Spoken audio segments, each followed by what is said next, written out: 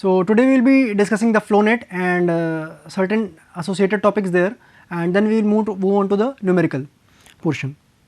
Now see, we have already studied for the confined flow, and unconfined flow we have discussed the drainage when the drainage filter was provided. In case if the drainage filter is not provided, now that point will be discussed. The base parabola extends up to the downstream face of the dam. When you talk about the base parabola extends up to the downstream face, so this parabola here, it extends up to the downstream face here. So the water will seep out through the embankment here. So this is the embankment, this entire embankment here, and this is the water that is stored here. So this is the similar setup like the previous one. So what happens, when the drainage filter was there, the focus was somewhat inside the dam. So this point, this entire surface was stable because the water was not seeping through this area. Now what happens, the water is seeping, so we have to apply some stone pitching, or we have to apply some hard material so that water can be stopped here. Now so this extends up to this top force, and this is the somewhat flow line. So the flow is taking place through the other side of the dam. Now see that the pharetic line extends up to point F. Now we will be taking two cases wherein the beta will be less than 30 degree and the beta will be between 30 and 60 degrees. So this is the angle beta that we will be taking up here. Now we will be taking some point P, and the two cases we get the values of S, that is the value between F and the directrix, and the discharge that we will be taking. So for the very first case, Q comes out to be Ka sin beta into tan beta. Remember these formulas, these are very important ones. Then the value here A, you know the K, you know the beta, and then beta. The value A can be derived there by differentiation there, and it is d by cos beta minus root of the entire thing here, that is d square by cos square beta minus h square by sin square beta. Now if we take the second case here, when the beta angle is between 30 degree and 60 degree, so Q will be equal to the Ka into sin square beta. So K you know there, beta you know there, you can find it out, and then A value can be given as this thing here. A is equal to root d square plus h square minus root of d square minus h square cot square beta. So these are the two formulas that you have to remember, and the derivation is as simple as the previous one. Now we will move on to the next thing here, the seepage in anisotropic condition. So there are two conditions, let us say isotropic and there is non-isotropic medium. What happens when you talk about the isotropic medium? So in each and every direction the value of permeability is the same. If we talk about the y direction, permeability is the same. If we talk about the x direction, permeability is the same. But if we talk about the non-isotropic medium, what happens there in the non-isotropic medium, that the permeability in this y direction is ky and in this x direction it is kx. So the values of the permeability that we are considering in the two directions, that is difference. So this is the non-isotropic medium. So what we do, we convert this into the terms of this ky or ky in terms of kx, or we can entirely transform the field. Now we will be seeing the transformation of the field, how we do this thing, so that we can get the equivalent permeability value. So see here, for an actual field we will be seeing the very first field that is consisting of x and y. So if it is, say this is L and this is the permeability, that is kx value in this x direction kx, and so the value of this thing here in this direction, that is the width here, is L times root of kx by ky, kx by ky. Now for the transformed field, what we do, field transformation, y is remaining the same, but this x axis it is transformed to say some other value, that is xt. So in this transformed field, once what happens, we are taking this L root of kx by ky to be L only. When we take these two values equal in the transformed field, what happens, the permeability will be somewhat changed value, this permeability will be somewhat changed. Now if we get this permeability, so what happens, this is L, this will be acting as an isotropic medium. So we can see for this thing, for actual field it is kx into I into A, I is equal to delta H by the L. So L is here what, L is the kx by L, this is L root of kx by ky. So I comes out to be something like this.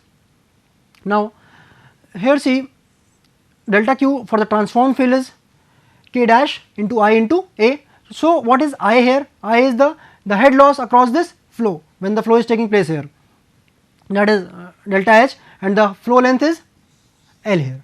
So for this thing the value of Q is this. Now the discharge through both these will be same. So when we equate these two equations, we get this value here, and then for the actual field, and then for the transformed field we get K dash is equal to root of Kx into Ky. When we put this value in the actual discharge equation, Q comes out to be K dash into S. So Q is equal to K dash into H into Nf by Nd, that you already know. Now we talk about the flow through the non-homogeneous sections. What happens when the section is non-homogeneous, that is the permeability values non-homogeneous, that is the permeability value will be changing. Let us say if this is the interface of K1 and K2 soils, what happens? This is the one soil, this is the another soil. So in this soil this is entirely different property, that is let us say K1 is the permeability, in the other soil K2 is the permeability here. So let us take into consideration so we are seeing what, if the permeability of the soil changes along the flow paths, the flow lines are deflected. So if this is the flow line here, so at the interface what happens, it will get deflected. If the interface would not have been there, the path would have been the straight path simply, but due to the interface, now this point here, this line here got deflected to certain other direction. So see next thing here, lines AC and BD are equipotential lines here, you know this thing, that these are the perpendicular lines. Perpendicular lines are what? Perpendicular to the flow lines are what? Equipotential lines. So line AC, and then for the second interface BD is the equipotential lines here. So the loss in head over the length AB, this here, and then CD will be the same, let us say delta H here. So based on the principle of continuity, the same rate of flow exists in the flow channel, that is if delta Q is going through this here, so in the second portion also delta Q will be passing out through the next flow channel, though the flow channel would be deflected, but the flow will be remaining the same. So we talk about this thing, Q is equal to K1 into delta H by AB into AC. So this we already know, Q is equal to K into I into A. So delta H by AB. So see here, that is the I value delta H upon AB, that is the flow is taking across this along this length, that is the AB length. So that H by AB, that is into AC into 1, that is the field that is inside the plane into 1. And then we talk about this K2, the second soil here, after it crosses the interface, what is there? The flow length is this CD. So the head loss occurring across this flow length is delta H. So I will be equal to delta H by CD. Now into the length, that is the BD length, this perpendicular area here. Now so K1 by K2 comes out to be tan alpha by tan alpha 2.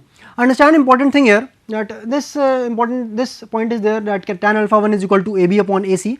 Then we take the two triangles here, this triangle here and this another triangle here. So AB by AC is equal to tan alpha 1 and CD by BD is equal to tan alpha 2, that is simply mathematical, and you can see in the diagram here. But important thing is here, that as you have studied in physics, that when there is some interface change, when the light passes from air to glass or from glass to water, there is some deflection. In the similar way here also happens. So if K1 is greater than K2, that means if we take this soil as interface and K1 is here and K2 is here, if K1 is greater than K2, that means this is more permeable means it will be containing more water. This K2 will be having slightly less permeability means slightly lesser water in comparison. So it will be slightly stiff. So the flow lines in this type of flow will be happening what? The flow lines will be getting deflected towards the normal after the interface. Now if K1 is less than K2, what happens here? This K2 is more permeable. If K2 is more permeable, so at that point of time alpha 1 is less than alpha 2 and the flow lines get deflected away from the normal. That is almost a similar thing that we see in the glass air interface or the glass water interface in physics that we study, and the deflection of light.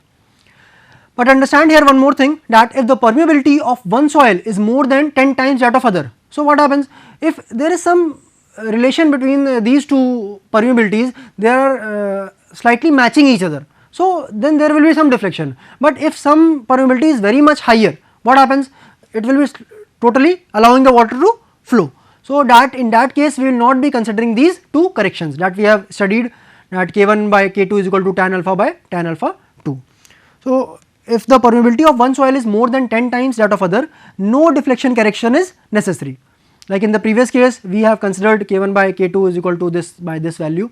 So in this case, we will not be considering like this one, because what happens, the interface in these cases where the permeability is very much large, in these cases the interface will act as a discharge phase or as an upstream phase. Discharge phase means what? The water is trying to flow from that phase. So if this is the interface and this, let us say K2 is very much permeable, let us say K1, and this K2 is equal to 11 times K1 value, this K2 value is. So the entire water will be flowing out from this surface, from this K2 value, because this is entirely permeable thing, or as an upstream phase as the case may be, as if it is an embankment, then it can be then upstream phase. Now if you talk about the protective filter, what is there? Now understand, there is seepage that we have studied. Now when there is seepage, there is some seepage force that is being exerted. Now these seepage force cause erosion. Now see the flow chart here, this cause erosion, and these erosion starts the piping process. When the piping process is not controlled, then it leads to structural collapse. So this piping failure can be reduced to a large extent by the by the use of the protective filters. So when you talk about the removing these possibilities of erosion and piping, we will be using two things, that the first thing is control of seepage, that if we can do by providing a cutoff wall, that we will be seeing in a numerical as I have told you, and the seepage forces can be done, control of seepage and the seepage forces, can we control it, by what extent, by what amount, that we will be seeing into the subsequent topics. Now the second point here, it is the use of protective filters. These filters prevent the erosion and reduces the uplift pressure. How this uplift pressure plays a very important role, we will be looking into this also in the subsequent slides. Now see, what is a protective filter? It is consists of one or more layers of coarse grained free draining material placed over a less pervious soil. This is what, let us say this small particles are there, some larger particles are there, some more larger particles are there. So the water passes here and the water drains out through these multiple layers. So this is a type of filter, that is filtrates the entire water here. Now a filter would prevent the migration of finer particles, but without inhibiting the flow of seepage water. So there is hardly any head loss.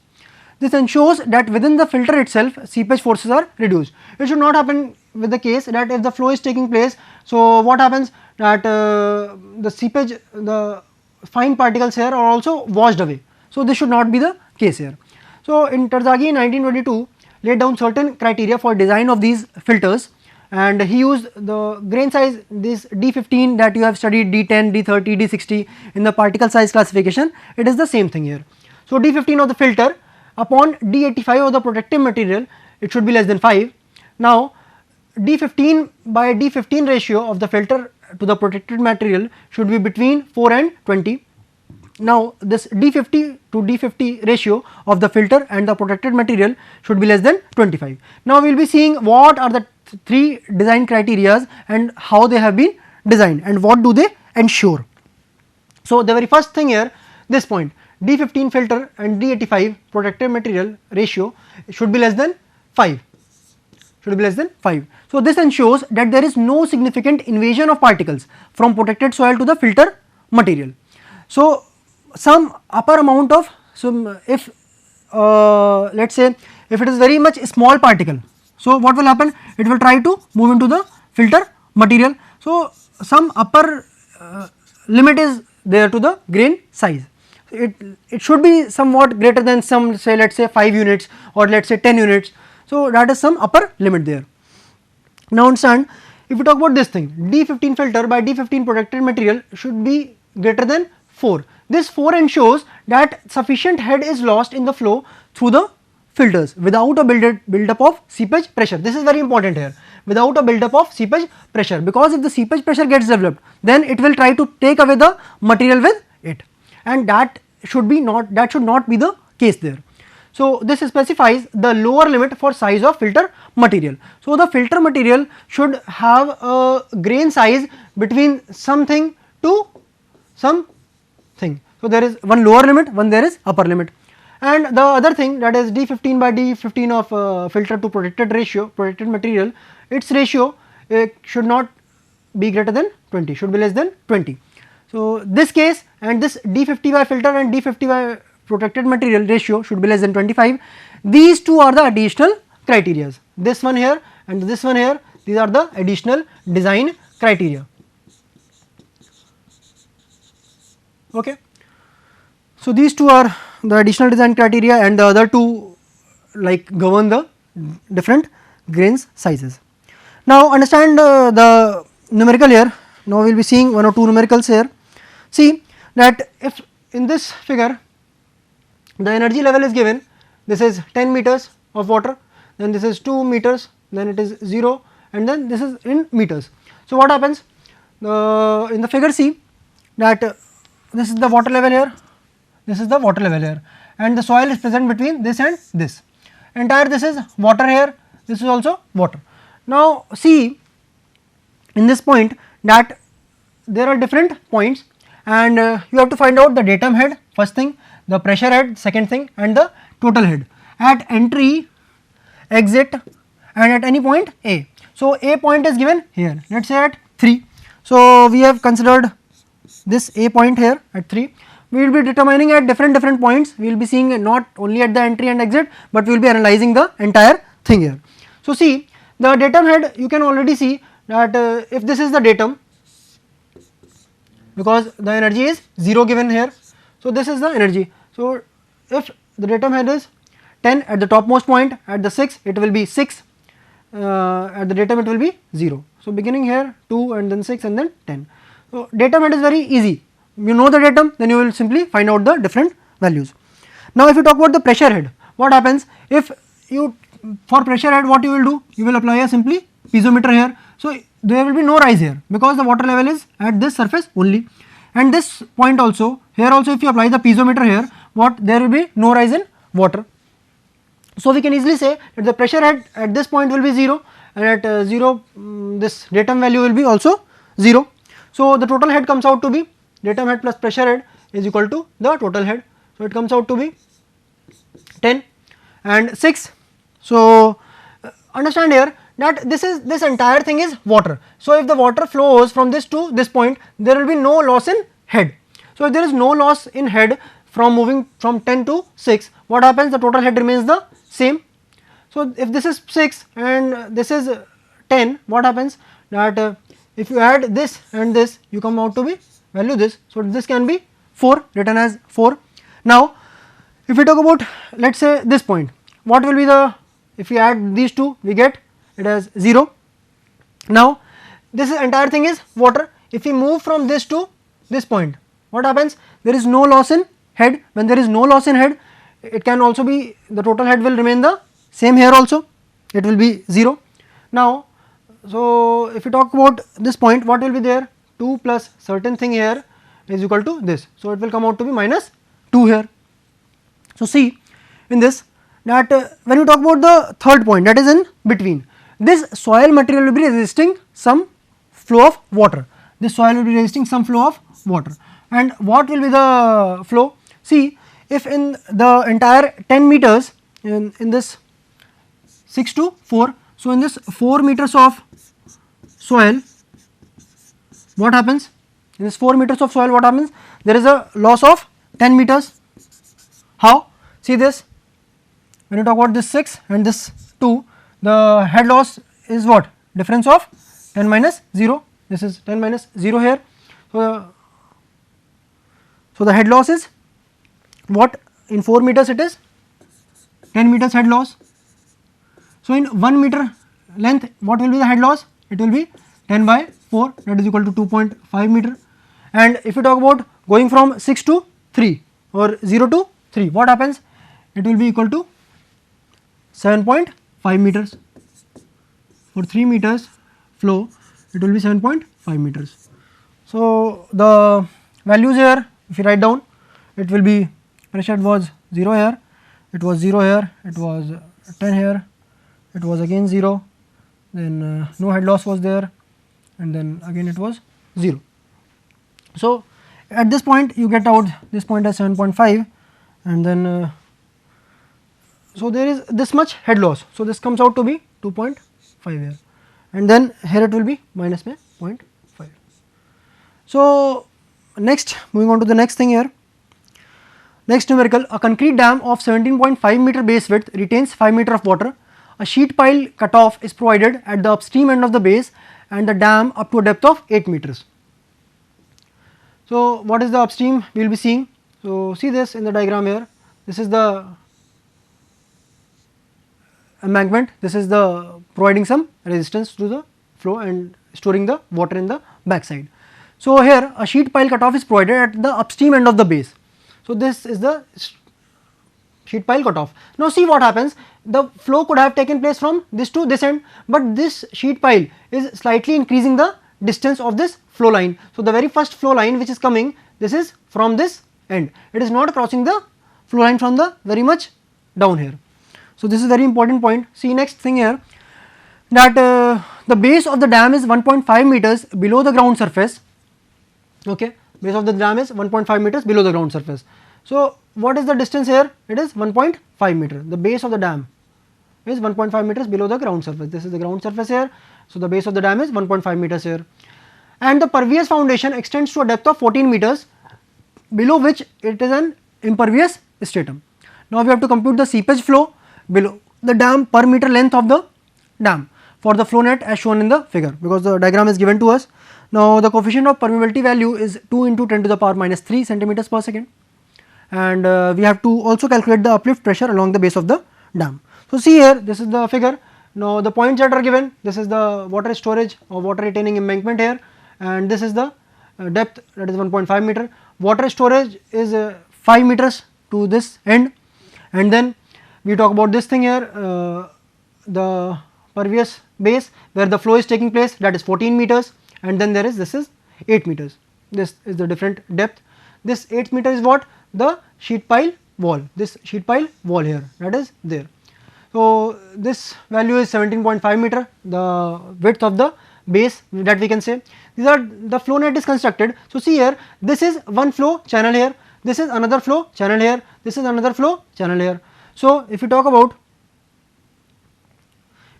these things, so this is the very first flow channel, this is the second flow channel, this is the third flow channel. These are the flow channels. When you talk about the drops, see here, if this is the very first line here, what happens? The very first drop will be at this point, then the flow is taking place, so the energy will be reducing from this to this end. So energy will be reducing here, then second this drop you got, then this another drop, another drop, another drop. These are the different equipotential drops. So the last drop is ND. So number of drop comes out to be ND, that is equal to 9.4 from the figure. Number of flow channels you already know, this one flow channel, two flow channel, and the three flow channel. So you got NF as 3, you can simply write this, NF is equal to 3, and this ND is equal to 9.4. Now when you know these values and you know the value of head loss, you can simply find out the different values. So see here, this 5 meters, and then the total head loss at this point is what? It is no water is there, so 5 minus 0, the H will be somewhat 5. Now see, NF is equal to 3 from the figure, ND is equal to 9.4, and then Q is equal to K into H, NF by ND. So K you know, it is given into the question, 2 into 10 to the power minus 3. H is equal to 5 meters, because the upstream level was 5 and the other was 0. So 5 minus 0, 500 centimeters, then 3 by 9.4, NF by ND. So Q comes out to be this value. So the first part is over here. Now when we take the flow net, understand very important point here, that let us take for different points A to A, E we will be considering along the base of the dam. So these are the different points here, this A point, B point, C, D and E point. So this is the end and this is the end here. See here, it is very important. Now if we talk about the point B, so when we talk about this point B here, what is there? Some 5 drop have been taking place out of 9.4, total drop is 9.4 here, and the 5 drops have taken place. So when you talk about this thing, so 5 drops out of 9.4, so total head at B will be equal to what? The 5 meters head was initially there minus what? 5 by 9.4, that is the number of drops per unit drop type, and then into 5 meters. So that comes out to be 2.34 meters. And now for pressure head, you already know that total head is equal to what? The datum head plus the pressure head. So for pressure head you will be calculating what? Total head minus datum head. So datum head, that is the elevation head, that is the same. So the values here will be total head, you know that you have calculated 2.34 here, and the elevation head comes out to be minus 1.5 that you have seen in the previous diagram. Now uplift pressure at B is equal to the pressure, what you have seen in the application of the flow net, that the pressure head will be taken at this point B. So it comes out to be 3.84 into gamma W. So that is equal to 7.6 kilonewton per meter square. So we have calculated this for a point B. Now there are 5 points there. So you know the different points, we have calculated this point here. So number of drops you can count out, that is like we have calculated this thing here. Then total head, you know that is was 2.34 that we calculated here, and then we moved on to this pressure head, that was 3.84, and then you got the 37.6 value. So similarly you can go for different points here. You put on the previous process that we applied, this entire process here, you can use it, you can use this entire process for A and other points. So the different values comes out 14.2, 32.5, 27.3 and 22.1. So these are the values that are the values of uplift pressure that you are calculating here. Now see, last important thing here, that at the upstream end of the base it was value was 61.1, it reduced to 40.2. Now there is gradual reduction in the values.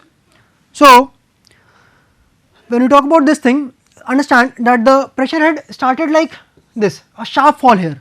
So when we draw this diagram 61.1, this sharp reduction is there, because what happened, there was this one sheet pile wall. So this reduced the uplift pressure drastically, and the 20 units reduction was seen here. So this immediate reduction from 61.1 to 40.2 is due to the sheet pile cutoff, thereby reducing the uplift pressure. Thank you.